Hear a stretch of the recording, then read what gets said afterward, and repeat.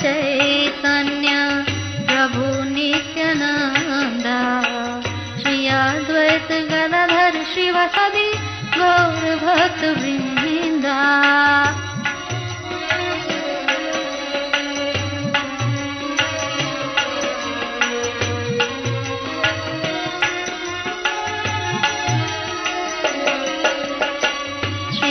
कृष्ण चैतन्य प्रभु नित्यानंद श्री अद्वैत गदाधर शिवासादि गौर भक्त वृंदा।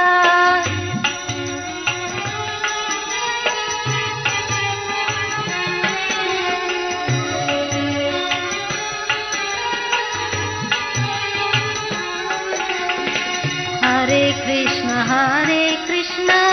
कृष्ण कृष्ण हरे हरे हरे राम राम राम हरे हरे।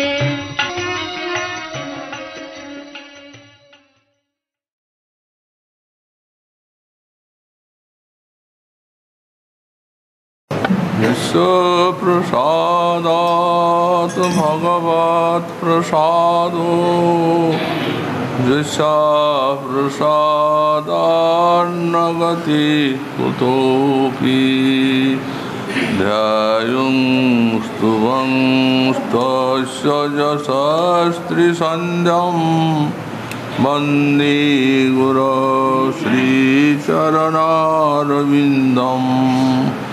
आजान्मुलम्बितभुजौ कनकावदातौ संकीर्तनैकपितरौ कमलायताक्षौ विश्वाम्बरौ द्विजवरौ जुगधर्मपालौ वन्दे जगत्प्रियकरौ करुणावतारौ। नमस्त्रिकालसत्याय जगन्नाथसुताय च सवृताय सपुत्राय सकलत्राय ते नमः। वरेहापीडाभिरामं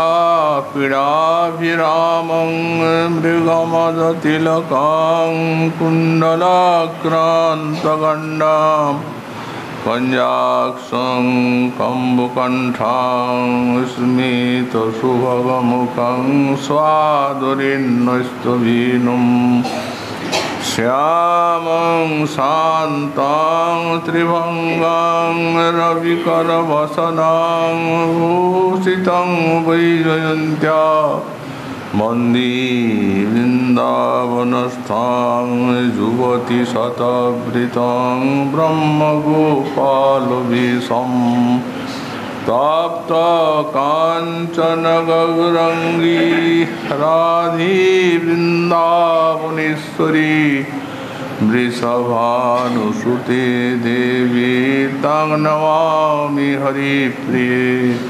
मूकां करोति वाचालं पङ्गुं लङ्घयति गिरिं यत्कृपातमहं वन्दे परमानन्दमाधवम्। वाञ्छाकल्पतरुभ्यश्च कृपासिन्धुभ्य एव च पतितानां पावनेभ्यो वैष्णवेभ्यो नमो नमः। हरिभक्तिपराजित हरिनामपरायणा दुर्वृत्ता वा सुवृत्ता वा तेषां नित्यं नमो नमः। नमः धर्माय महते नमो कृष्णाय वेधसे ब्राह्मणे नमस्कृत्य धर्मान् वक्ष्ये सनातनान् नारायणं नमस्कृत्य नरं चैव नरोत्तमं देवीं सरस्वतीं व्यासं ततो जयो मुदीरयेत्। जय रूप सनातन भट्ट रघुनाथ श्रीजीव गोपाल भट्ट दास रघुनाथ এই ছয় গোসাইর করে চরণ বন্দন, যাহা হইতে বিঘ্ন নাশ বিষ্ট পুরাণ। দুর্গমী প্রতিমেন্দ্রস্য স্খলৎপাদ গতির্মুহু সকৃপা জুষ্টিদানেন সন্ত সন্ত বলম্বনম।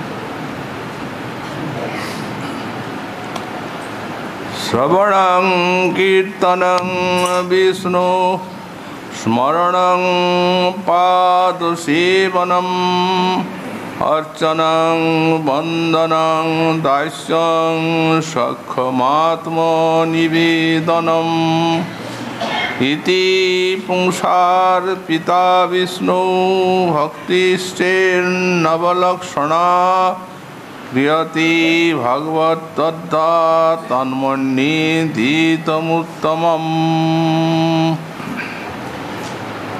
কলি পাবনাবতার শ্রী শ্রী গৌরাঙ্গ মহাপ্রভুর পরম অন্তরঙ্গ পার্ষদ গৌড়ীয় বৈষ্ণবাচার্য বর্য পরম পূজ্যপাদ শ্রী শ্রীল জীব গোস্বামী চরণ তাঁর শ্রী শ্রী ভক্তি সন্দর্ভ গ্রন্থে 169 অনুচ্ছেদে ভক্তির অভিদেয়ত্ব বর্ণন প্রসঙ্গে সাক্ষাৎ শ্রীমদ্ ভাগবত প্রণীত যে সাধন ভক্তির নববিধা অঙ্গ প্রহ্লাদের উক্তিতে সেই নববিধা ভক্তি ব্যাখ্যা করছে। এই যাবৎ আমরা এই নবধা ভক্তির মধ্যে শ্রবণাঙ্গ ভক্তিটি যথামতি শ্রীল গোস্বামীপাদির ক্রম সন্দর্ভ ব্যাখ্যা তার থেকে আস্বাদন করে এসেছি। এখানে এক্ষণে আমাদের এই কীর্তনাঙ্গ ভক্তি তো শ্রবণ কীর্তন এবং স্মরণ এই তিনটি অঙ্গ সম্বন্ধে শ্রীল গোস্বামীপাদ ক্রম করেছেন। নাম রূপ গুণ পরিকর লীলা। তার ব্যাখ্যা হচ্ছে যে এটি ক্রমেও হবে আর দুৎক্রমেও হবে, ক্রমেই যে সকলকে করার তা নয়, কিন্তু তথাপি সার্বজনীন ভাবে এই ক্রমটি উল্লেখ করার কারণ তিনি একটি দেখিয়েছেন। যাই হোক, কীর্তনাঙ্গ ভক্তি ব্যাখ্যায় নাম রূপ গুণ লীলা এই কীর্তন করবেন, কিন্তু এখানে তিনি বলছেন যে রূপ গুণ এবং লীলা এইগুলি যদি কোনো তাদৃশ সবাসন মহানুভাবের মুখে শ্রবণের সৌভাগ্য হয়, তাহলে ওই শ্রবণের সুযোগটি গ্রহণ করবে। পৃথকার কীর্তনের প্রয়োজন নেই। গতকাল আমরা এই বিষয়টি আলোচনা করেছি যে নাম গুণ লীলা এগুলি শ্রবণাঙ্গে যে আস্বাদন, কীর্তনে সেই আস্বাদনটি নেই। তবে হ্যাঁ, শ্রবণ করুন, কীর্তন করুন, কিন্তু শ্রবণ পেলে শ্রবণের সুযোগটি গ্রহণ করা। আর যদি না হয় সেই সুযোগ, তাহলে কীর্তন করা। কারণ যদি সভাতে কীর্তন হয়, তাহলে তো যে আস্বাদনের বাধাগুলি গতকাল আমরা আলোচনা করেছি,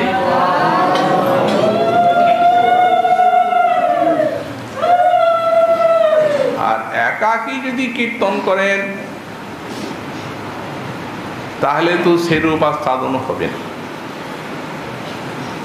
কারণ বৈষ্ণবের সঙ্গ করি, বৈষ্ণবের অঙ্গ হেরি, শ্রদ্ধান্বিত শ্রবণ কীর্তন। বৈষ্ণব সঙ্গে, বৈষ্ণবের দর্শনে তাদের ভজন শক্তি বক্তার মধ্যে সংক্রমিত হয় এবং তদ্বারা লীলা স্ফূর্তি সুষ্ঠুভাবে সম্পাদিত হয়। এক্ষণে বললেন নাম কীর্তনটি কিন্তু সকল সাধককে করতেই হবে, কারণ ওটি যুগ ধর্ম। দৃষ্টান্ত দেওয়া হলো, অজামিল উপাখ্যানে বিষ্ণুদূতগণ বলছেন, সর্বেষাম ভগবতাম ইদমেব সুনিষ্কৃতম নাম ব্যাহরণং বিষ্ণু যতস্তদ বিষয়ামতি। যখন পুত্রকে আহ্বান করেছেন মৃত্যুকালে শ্রী অজামিল, এখন বিষ্ণুদূত এসে উপস্থিত হয়েছে।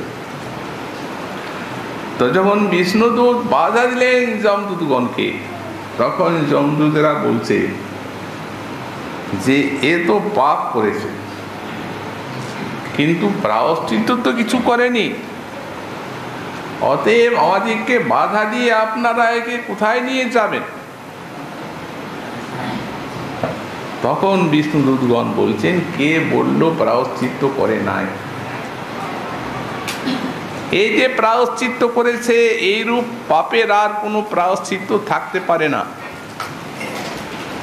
সর্বেষামপি অভবতাম ইদম এব সুনিষ্কৃতম। সুনিষ্কৃতম মানে শ্রেষ্ঠতম প্রায়শ্চিত্ত। যত পাতক, মহাপাতক, অতি পাতক যত থাকতে পারে, সকল পাতকের এই সুনিষ্কৃতম অর্থাৎ পরম প্রায়শ্চিত্ত হচ্ছে এই নামাভাস। কারণ তো ছেলেকে ডেকেছে, নারায়ণকে তো ডাকেনি। এটি হচ্ছে নামাভাসটি সকল প্রকার মহাপাতক, প্রতিপাতকের প্রায়শ্চিত্ত। কেন বললেন? নাম ব্যাহরণং বিষ্ণু যতস্তদ বিষয়ামতি। এই যে নাম উচ্চারণ করেছে মৃত্যুকালে, নারায়ণ আয়, ছেলেকে ডাকছে যমদূতকে দেখে ভয়ে, তখন শ্রীমন নারায়ণের তদ বিষয়ামতি হয়ে গেছে, অর্থাৎ এ আমাকে ডাকছে, আমা কর্তৃক এ রক্ষণীয়, এই জন্যই বিষ্ণুদূতকে পাঠিয়েছে। তো সুতরাং প্রায়শ্চিত্ত তো আছেই, কিন্তু এর পরিণতি চরম ভক্তি লাভ, প্রেম লাভ, সেবা লাভও আছে। একটা নামাভাস।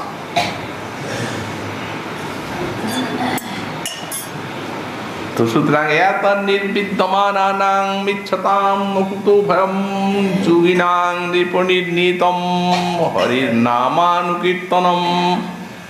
শ্রী সুখদেব মুনি ভাগবতের আরম্ভ বলছেন যে তার নির্বিদ্যমানানাম অর্থাৎ যারা মুমুক্ষু, নির্বিদ্যমান, তাদের জন্য, যারা ইচ্ছতাং কামী নাম, যারা মোক্ষ কামনা করেন, যারা ধর্ম অর্থ কাম ইচ্ছা করেন, যোগিনাং নৃপনির্ণীতম হরির নামানুকীর্তনম, যোগিনাং বলতে জ্ঞানী নাম, অর্থাৎ জ্ঞানী গণেরও এই হরিনাম সংকীর্তন নির্ণীতম, এটি শাস্ত্র মহাজনীর নির্ণয়। এইখানে গোস্বামীপাদ ব্যাখ্যাতে বলছেন সাধন সাধ্য সব হরিনাম সংকীর্তন। আমরা গতকাল উল্লেখ করেছি বিশেষত এই কলিকালে যুগ ধর্ম নাম সংকীর্তন। মহর্ষি করভাজন যখন নিমিরাজের নিকটে নাম কলিকালে যুগ ধর্ম ব্যাখ্যা করছেন, তখন বললেন যে কীটাদি সুপ্রজা রাজন কলা বিচ্ছন্তি সম্ভবম কলু খলু ভবিষ্যন্তি নারায়ণ পরায়ণা। মহারাজ, কীটাদি সুপ্রজা এই কলু সম্ভবম ইচ্ছন্তি, সত্য তেতা দাপর, সেখানের যে সব প্রজা জীবকুল তারা এই কলিকালে জন্মগ্রহণের ইচ্ছা করে থাকে। কেন বললেন? যেহেতু কলু খলু ভবিষ্যন্তি নারায়ণ পরায়ণা, একমাত্র এই নাম সংকীর্তনের দ্বারা, এই যুগ ধর্ম নাম সংকীর্তন কলিকালে জীব নারায়ণ পরায়ণ হয়। পরায়ণ শব্দে নারায়ণ হয়েছেন পরম অয়ন বা আশ্রয় যাহাদের, অর্থাৎ শুদ্ধ ভক্তি লাভ করে।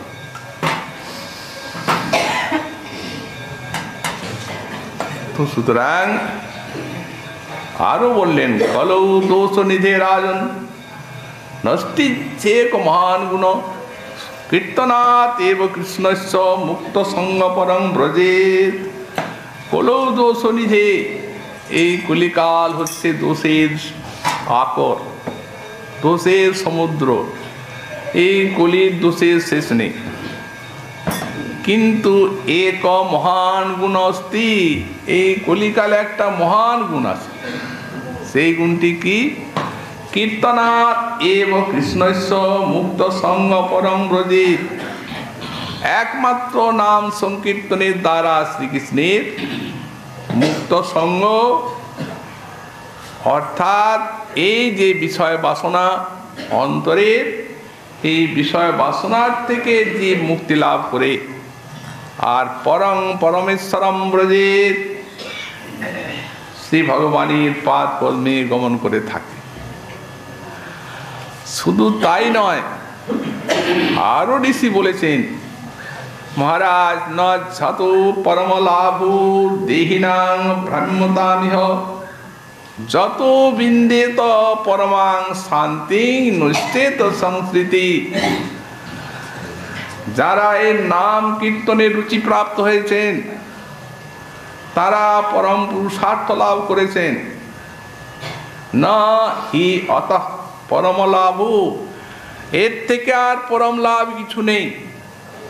তো জীবের পরম লাভ হচ্ছে প্রেম প্রাপ্তি এবং সপ্রেম সেবা প্রাপ্তি। কিন্তু মহর্ষি এখানে বলছেন যারা নাম সংকীর্তনের রুচি লাভ করেছেন তারা সেই পরম লাভ প্রাপ্ত হয়েছে। এর দ্বারা জানা যাচ্ছে যে সপ্রেম ভগবত সেবা প্রাপ্তি আর নাম সংকীর্তনের রুচি কোনো ভেদ নাই, তাই তো সমান করে দিয়েছে। না সত পরম লাভ দেহিনাং ভ্রাম্যতাং ইহ ইহ ভ্রাম্যতাং দেহিনাম।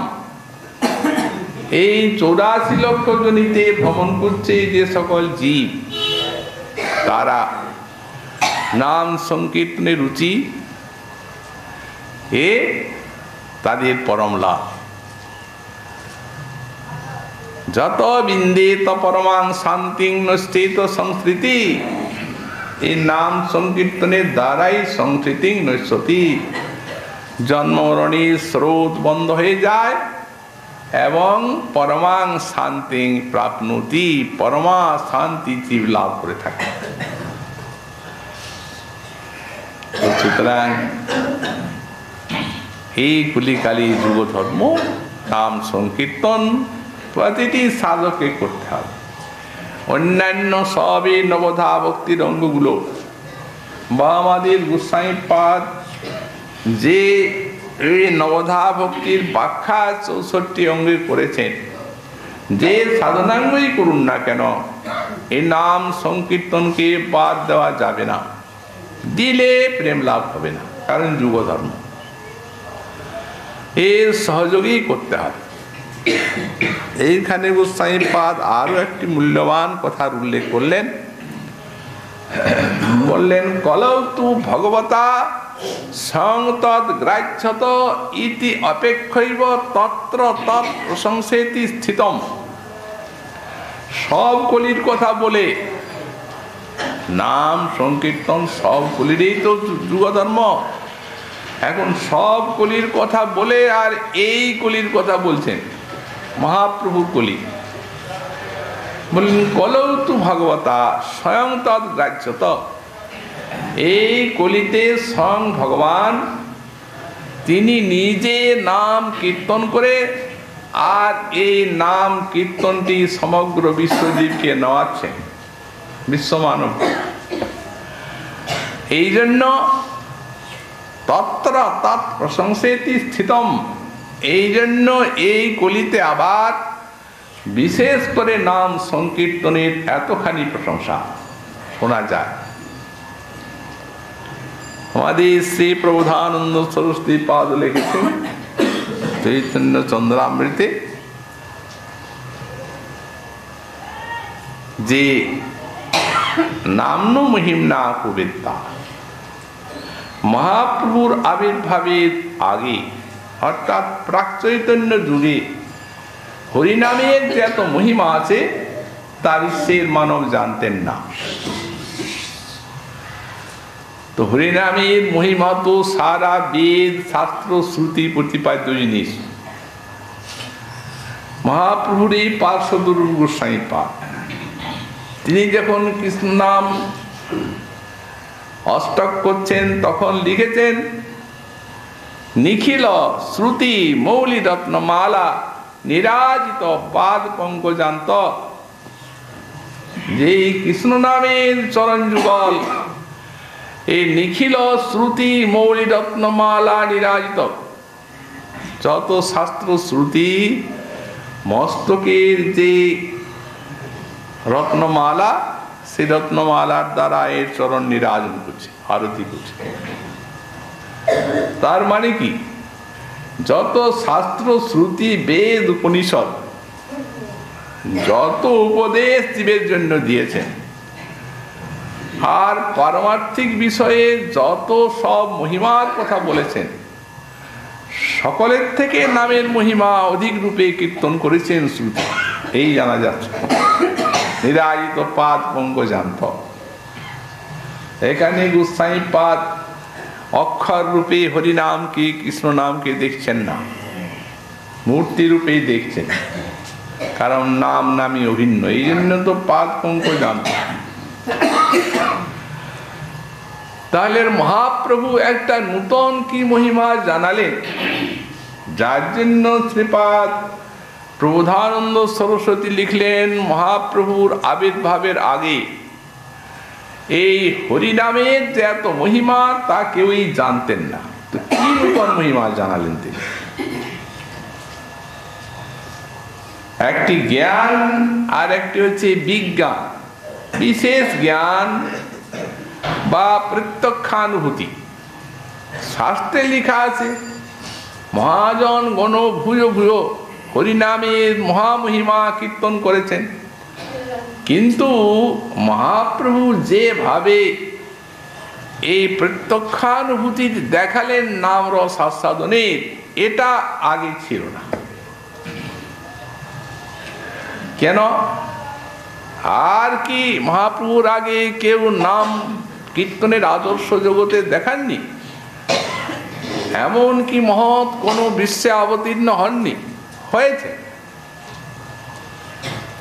কিন্তু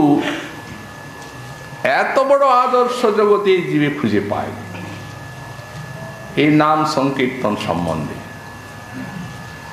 কারণ স্বয়ং ভগবান সেই ব্রজের ঠাকুর যার নাম, তিনি আজ সেই বিভু রাধারানীর যে সেই পরম মহান প্রেম, সেই প্রেমকে বুকে নিয়ে আসছেন মহাপ্রভু রূপে, এবং নিজে সেই রাধারানীর প্রেম নিয়ে আর কৃষ্ণ নাম কীর্তন করছেন। ননী দরবিগলিত ধারা, কদম্ব কেশরীর মতো পুলক নাম করতে করতে কণ্ঠরুদ্ধ, জ জ গ গ ক্রি ক্রি ক্রি ক্রি শব্দ উচ্চারণ করতে পারছেন না, সংকীর্তনানন্দে মূর্ছিত হয়ে পড়ছেন। অষ্টসাত্ত্বিক বিকার মূর্তিমান। এই নাম সংকীর্তনের মধ্যে যে কি রস, মহাপ্রভু সাক্ষাৎ কীর্তন করে বিশ্বজীবকে দেখালেন। সুতরাং বিশ্বজীব এমন একটা নাম সংকীর্তনের প্রত্যক্ষানুভূতির আদর্শ খুঁজে পেল, সে মহাপ্রভুর আগে এটা হয়নি। এই জন্যেই গোস্বামীপাদ বললেন যে যে নাম সংকীর্তনের মহিমা তিনি দেখালেন, এটি এর আগে আর কেউ দেখাননি। এক কৃষ্ণ নামে করে সব পাপক্ষয়, আর কৃষ্ণ নাম লইতে কৃষ্ণপদে প্রেম উপজয়। দুবার, একবার কৃষ্ণ নাম নিলেন, যত সমস্ত পাপ মহাপাতক অতিপাতক সূর্যের উদয়ে অন্ধকারের মতো নাশ হয়। আর কৃষ্ণ নাম লইতে কৃষ্ণচরণে প্রেমের উদয়। দুবার। তাহলে এত লক্ষ লক্ষ হরিনামের কি ফল হচ্ছে? গোস্বামীপাদ বলে, হেন কৃষ্ণ নাম যদি লয় বহুবার, প্রভু যদি নহে প্রেম নহে অশ্রুধার, তবে জানি অপরাধ তাহাতে প্রচুর, কৃষ্ণ প্রেম বীজ তাহে না হয় অঙ্কুর। প্রস্তরে সেই বীজ বপনের মতো অপরাধী কঠিন চিত্তে এই নামের অঙ্কুরই হয় না। তো সুতরাং এই জন্য মাধুর্য কাদম্বিনী গ্রন্থে শ্রী বিশ্বনাথ চক্রবর্তী পাদ তৃতীয়ামৃত বিস্তৃতি এই অপরাধগুলি নিয়ে বিশেষ ব্যাখ্যা করেছেন। বলেন, দেখুন এত শক্তিশালী এই নাম সংকীর্তন, বিশেষ করে কলিযুগে এত মহামহিমায় উন্নীত, কিন্তু তার যে ফল জগতের মানুষ পাচ্ছে না, এই বাধা একমাত্র অপরাধ। তো সুতরাং সৎকম্পম প্রশ্ন, প্রত্যেকটি সাধককে কম্পের সহিত প্রশ্ন করতে হবে, কি কে তে অপরাধা? এত বড় বিশাল নামের মহিমাকে যে ব্যাহত করছে যে অপরাধ, সেই অপরাধ কে, কারা? তার মানে এই নামাপরাধগুলি বিশেষভাবে অবগত হয়ে এবং এর থেকে সাবধান হয়েই সকলে নাম সংকীর্তন করবেন। এই নাম সাধক। এই জন্যে প্রতিটি অপরাধকে তিনি বিশেষভাবে ব্যাখ্যা করেছেন দশবিধ অপরাধ। তো এই দশবিধ অপরাধের মধ্যে প্রথমেই হচ্ছে সাধু নিন্দা। শতাং নিন্দা নাম্ন পরম অপরাধং বিতনুতে যত খ্যাতি জাতম কথম সহতে তদ বিবরহম। মহতি নিন্দা নামের নিকট পরম অপরাধ বিস্তার করে থাকে। যত খ্যাতি জাতম, যে মহৎগণ হরিনামের মহিমা বিশ্বে প্রচার করছেন,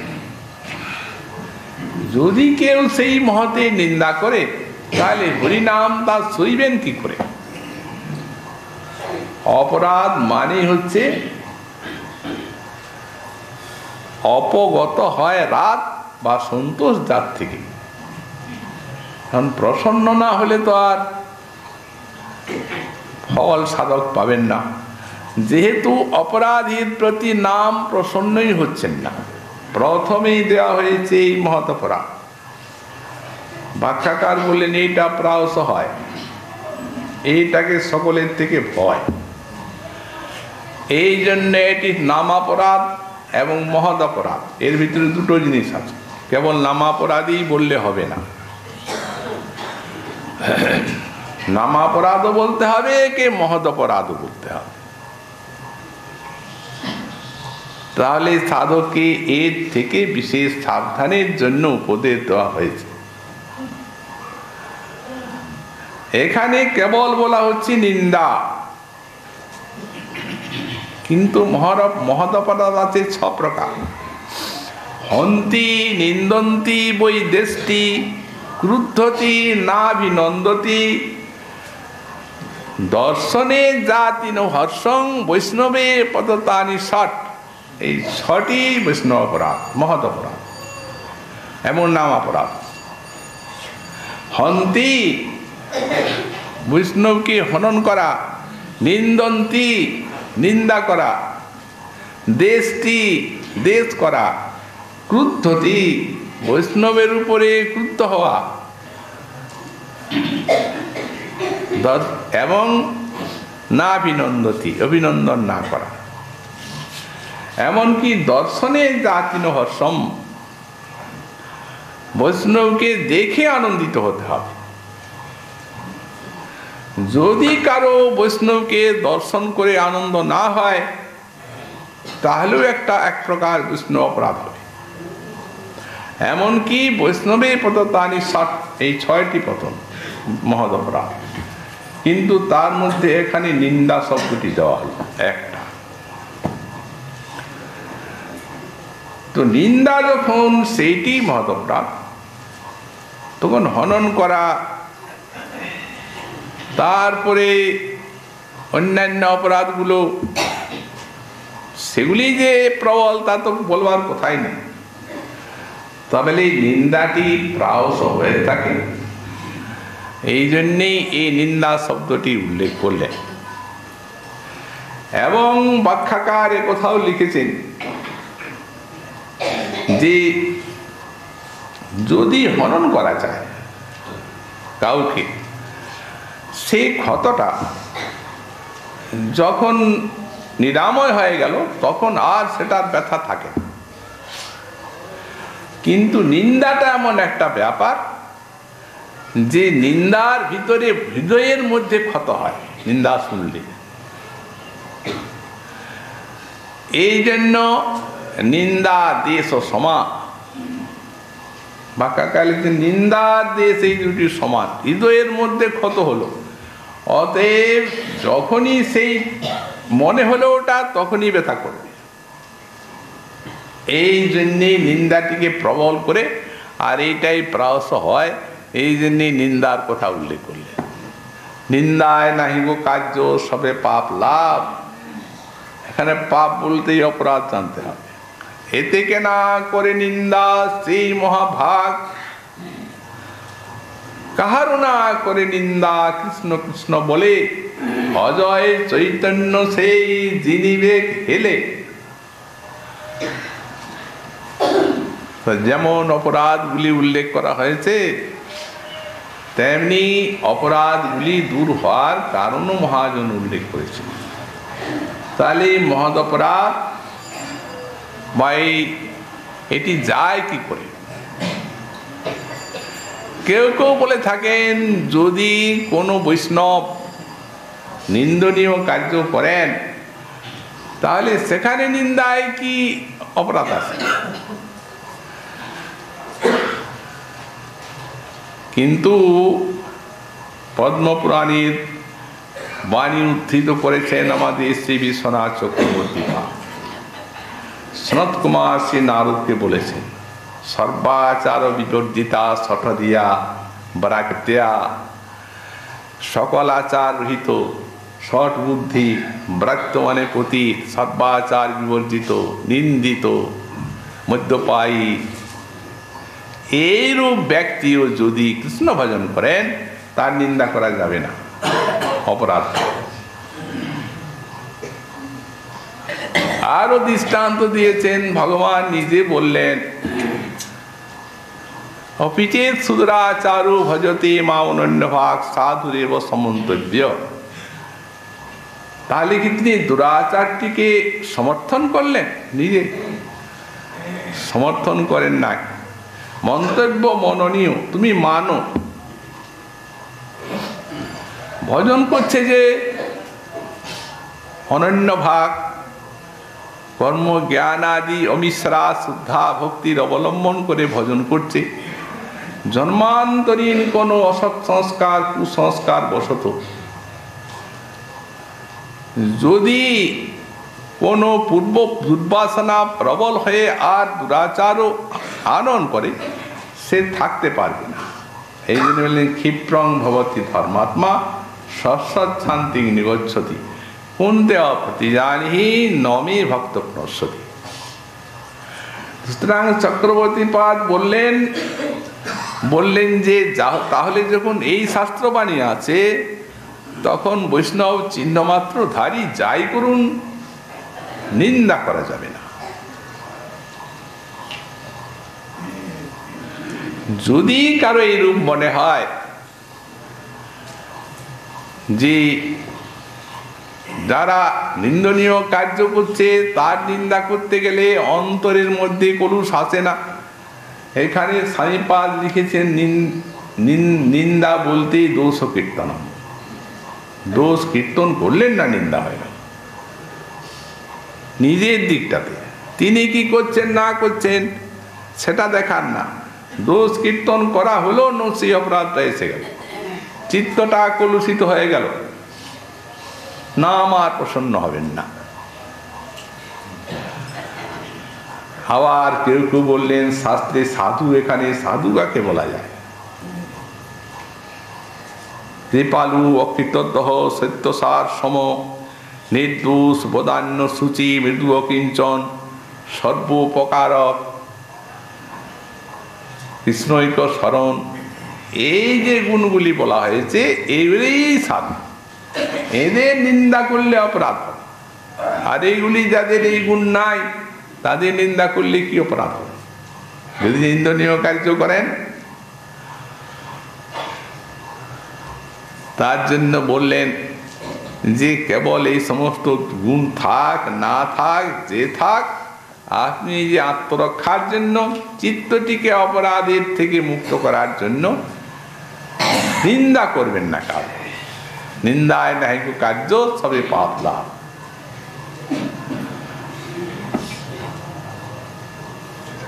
যদি বৈষ্ণবীর চরণে সেইরূপ নিন্দা হয়, তাহলে এর উপায় হচ্ছে খালনের, যার নিকটে অপরাধটি হয়েছে নিষ্কপট ভাবে তার নিকটে খুলে বলতে হবে। খুলে বলে তার চরণে পড়ে কাতর প্রাণী প্রার্থনা করতে হবে ক্ষমাপণের জন্য। কৃপাময় বৈষ্ণব অবশ্যই কৃপা করে ক্ষমা করবেন, অপরাধ যাবে।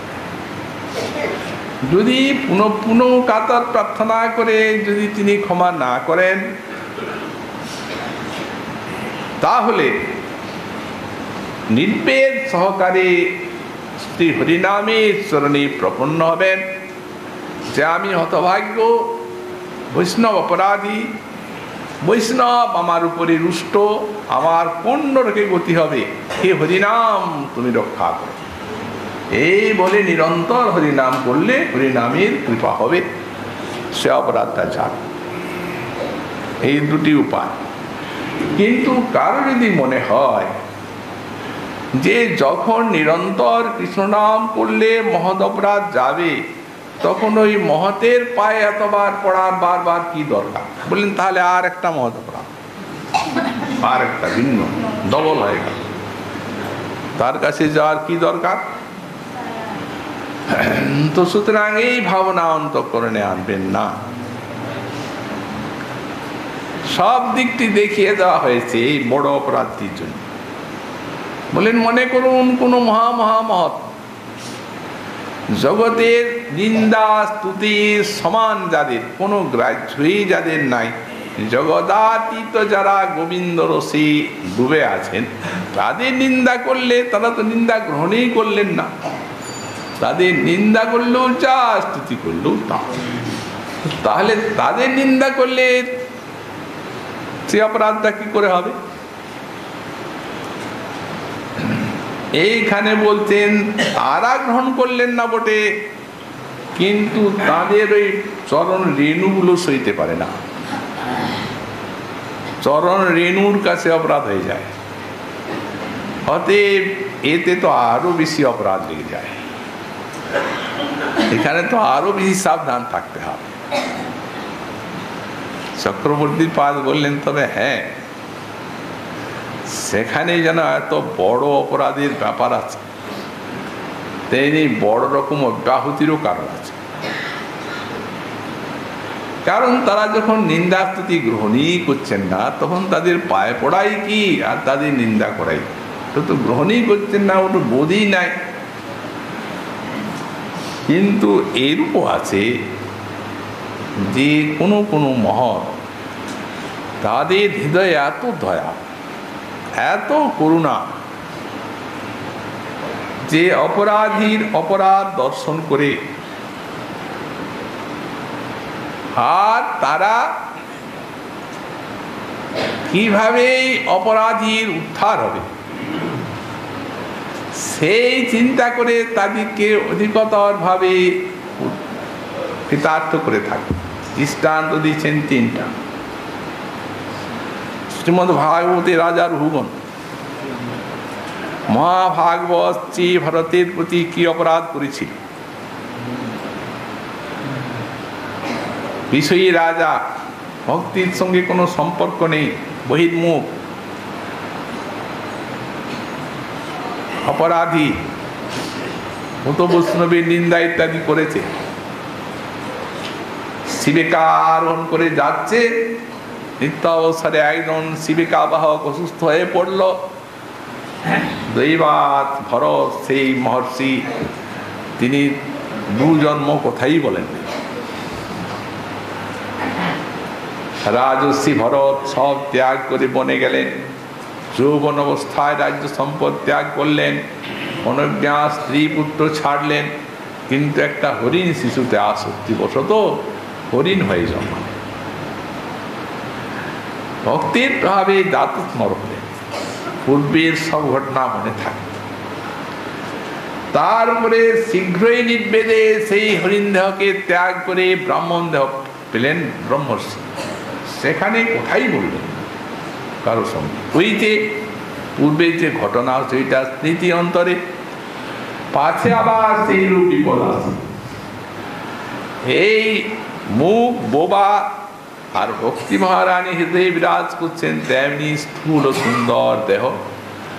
এখন পিতা মাতা অনেক কষ্ট করলেন, চেষ্টা, কিছুতেই বিদ্যা শিক্ষা করলেন না তিনি, কিন্তু পরাবিদ্যা প্রাপ্ত।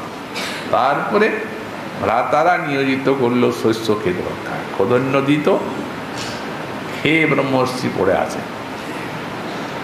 অবসরে সেই রঘুগণের জীবিকা বাহক তাকে পেল, বেশ মোটা সোটা দেহ, ধরে এনে আর সেই শিবিকায় যোজনা। এখনই চলছেন, দেখছেন পিপিলিকাগুলো যাতে পায়ের চাপে না মরে যায়, সেই নড়ছে। তখন রাজা ভিতরে, কে রে, এই কিভাবে শিবিকা বাহন করছিস?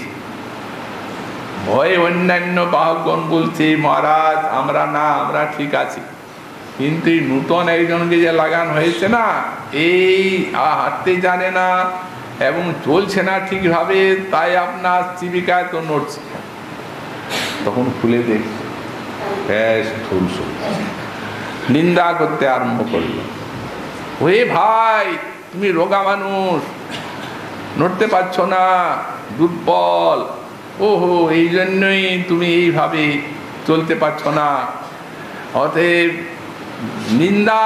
নিন্দা করে তাকে শাসন করছে, উনি ভয়েই যাচ্ছে, আবার সেই নড়ছে। তখন রেগে বলছে, কিরে জীবন মৃত তুই নাকি? আমি যমদণ্ডকর্তা, তোকে যখন দণ্ড দেব তখন তোর চৈতন্য হবে। তারপরে ওনার কথাগুলিকে অবলম্বন করে আর ইনি 2 জন্ম পরে কথা বললেন। যে কথার এমনি প্রভাব, এমনি আলোক যে 2-4টা কথা বলতেই নেবে স্বীকার থেকে। চরণে পড়ে ক্ষমা চাইল রাজার ভুবন। কত যে উপদেশ দিলেন, একদম কৃতার্থ করলেন, কিচ্ছু গ্রহণ করলেন না। কৃপা করে তাকে একেবারে প্রেম দিয়ে ধন্য করে দিলেন। রাজার ভুবন নিজেই বললেন, নচ্ছদভূতাত্তরণাবজরীনুহি হতাংহসো ভক্তিরধৎসরি মলা মৌহট্টিকা দৃশ্য সমাগমাচ্ছমি দুস্তর্কমূল অপহত বিবেক। ঠাকুর আপনি যে উপদেশ করলেন যে মহৎপাদ অভিষেক, এছাড়া উপায় না, তার দৃষ্টান্ত সর্বাপেক্ষা বড়বান। এই এক মুহূর্ত আপনার চরণের সেবায় আমার অনাদিকালের যে অবিদ্যা অন্ধকার নাশ হয়ে গেল। ভগবানের পাদ পদ্মে ভক্তি লাভ করে, প্রীতি লাভ করে আমি ধন্য হয়ে গেলাম। আর একটি দৃষ্টান্ত দিচ্ছেন উপরিচর বসু। উপরিচর বসু দেবগণের সহায়তা করেছিলেন। তারপরে যখন সেই দেবগণের সহায়তা করে অসুর বিনাশ করলেন, সেই হিংসা টিংসা ইত্যাদি দেখে নির্বেদ এলো, তখন তিনি একান্তভাবে বৈরাগ্যে ভজন করার জন্য পাতালে চলে গেলেন। পাতালে যেয়ে নিরস্ত্রভাবে সেখানে হরিনাম করতে লাগলেন। যখন সেই অসুরেরা টের পেল যে আমাদের যে পূর্ব শত্রু সে এখন নিরস্ত্র অবস্থায় পাতালে হরিনাম করছে, অতএব এখন তাকে নিধন করা যাবে, তারা সেই পাতালে চলে গেল। যেমনি হত্যা করবার জন্য খড়গ তুলছে, আর নামছে না, ওটা আর সে অস্ত্রটা নামছে না ভক্তির প্রভাবে। তখন সেখান থেকে ফিরে এসে দৈত্যেরা শুক্রাচার্যের কাছে বলছে যে আমাদের পূর্ব শত্রু, তাকে তো নিধন করতে আমরা পাচ্ছি না, অস্ত্রটা নামছে না। শুক্রাচার্য বললেন, ও হবে না, কারণ ভজন করছে তো, অতএব ওর ভজনটাকে কিছুটা নষ্ট করতে হবে। ওরকমে হবে না, যাও তার চারদিকে জোরে জোরে বলবে পাষণ্ডবাদ, ভগবান নাই, ভক্তি নাই, বেদ শাস্ত্র নাই, সব মিথ্যা, সব মিথ্যা। শুক্রাচার্যের ভাব হচ্ছে এই পাষণ্ডবাদ শুনলে ভক্তির হানি হয়, নাস্তিকবাদ, এর থেকে আর পাপ নাই। হতে নাস্তিকবাদ প্রচার করলে ভক্তির একটুখানি হানি হবে, তখনই ধ্যানটা একটু কমে যাবে, তখন আর বাধা থাকবে না, তাকে হত্যা করা যাবে। এইভাবে উপদেশ দিয়ে পাঠায়। এখন যেমনি তারা সেই পাষণ্ডবাদ চারদিকে বলতে লাগলো, তেমনি ওর তো একটা প্রভাব আছে, ওনার ধ্যানটা একটু তরলিত হলো। যেমনি তরলিত হলো তেমনি কৃপায় হৃদয়টা আর্দ্র হয়ে গেল।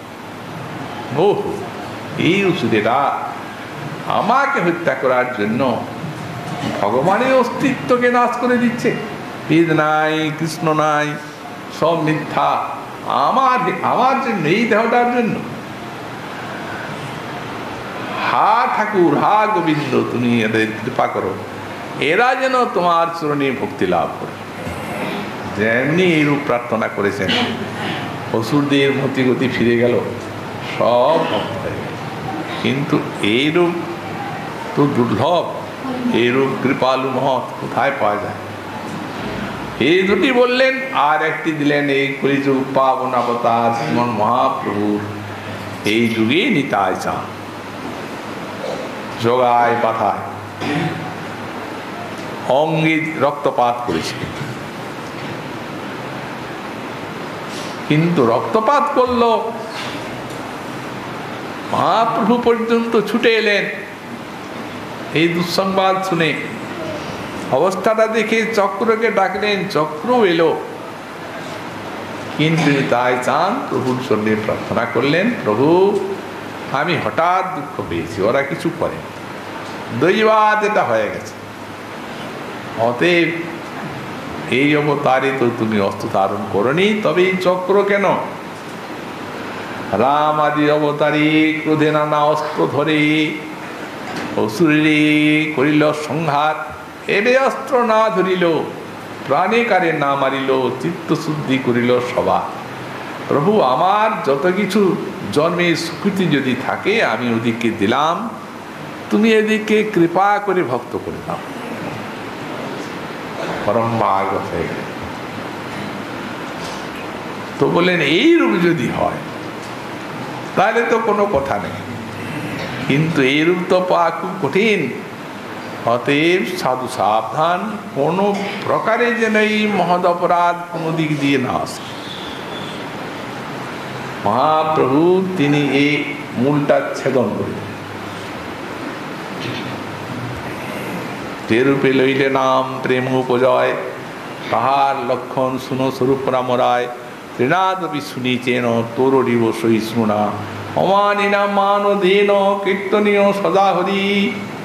আর সে মহৎ অপরাধ আসতে পারে, বৃক্ষ যেন কাটিলে কিছু না বলয়, শুকাইয়া মরে তবু জল না মাগয়, যে যে মাগয়ে তারে দেয় আপন ধন, ধর্মবৃষ্টি সহে আনির করে পোষণ, এই মতো বৈষ্ণব হবে নিরভিমান, জীবে সম্মান দিবে জানি কৃষ্ণ অধিষ্ঠান, এই মতো হইয়া যে কৃষ্ণ নাম লয়, কৃষ্ণের চরণে তার প্রেম উপজায়। একদম মূল হচ্ছে অতএব এই মহৎ অপরাধ, এইভাবেই 10টি অপরাধকে ব্যাখ্যা করে আর সকলকে সাবধান করে দেওয়া হয় সে নাম অপরাধের থেকে, যে নাম অপরাধ এত বড় শক্তিশালী নামের প্রভাবকে ব্যাহত করে দিচ্ছে। মন মহাপ্রভুর কৃপা হলে আগামীকাল আবার অপরাধগুলি আমরা আলোচনা করব। আজকে সন্দর্ভ কথা জানি।